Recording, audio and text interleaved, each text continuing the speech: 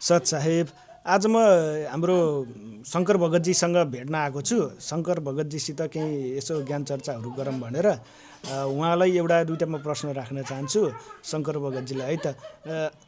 सच्चा भगतजी, भगतजी सुन्नु न, अब यसो मिडियामा देख्न पाइन्छ कि यो जति पनि धर्मगुरुहरू हुनुहुन्छ नि, यो सन्त रामपालजी बाहेक अरू जति पनि धर्मगुरुहरू हुनुहुन्छ, उहाँहरूले चाहिँ भन्नुहुन्छ के भनेपछि सन्त रामपालजी महाराजले त ब्रह्मा विष्णु महेशको भक्ति छुडाउनुहुन्छ अरे, उहाँको भक्ति गर्न दिनुहुन्न, पूजा गर्न दिनुहुन्न भनेर। यस कुरामा चाहिँ कतिको सत्यता छ, मलाई यसो बताइदिनु न।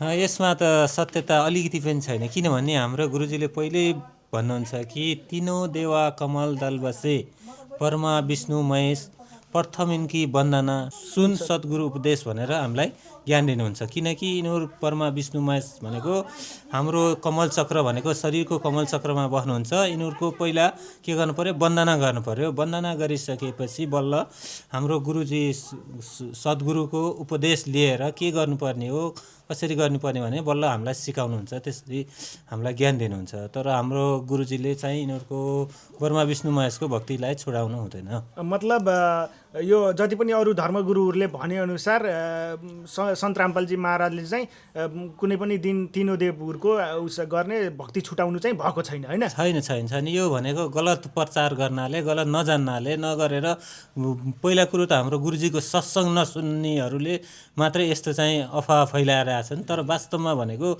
सन्त रामपालजी महाराजले हाम्रै हिन्दू पुस्तकहरू, वेद, कुरान, बाइबल, यिनीहरू सबै धर्मग्रन्थहरूबाट निचोड निकालेर हामीलाई चाहिँ ज्ञान दिनुहुन्छ। पहिला यिनीहरू ब्रह्मा विष्णु महेशको हामी लोकमा छौँ, यिनीहरूकै पहिला भक्ति गर्नुपर्छ, वन्दना गर्नुपर्छ, बल्ल हामी त्योभन्दा माथि स्टेपमा जान सकिन्छ भनेर हामीलाई पहिला ज्ञान दिनुहुन्छ। ए ल हुन्छ ल त हजुर, सच्चा।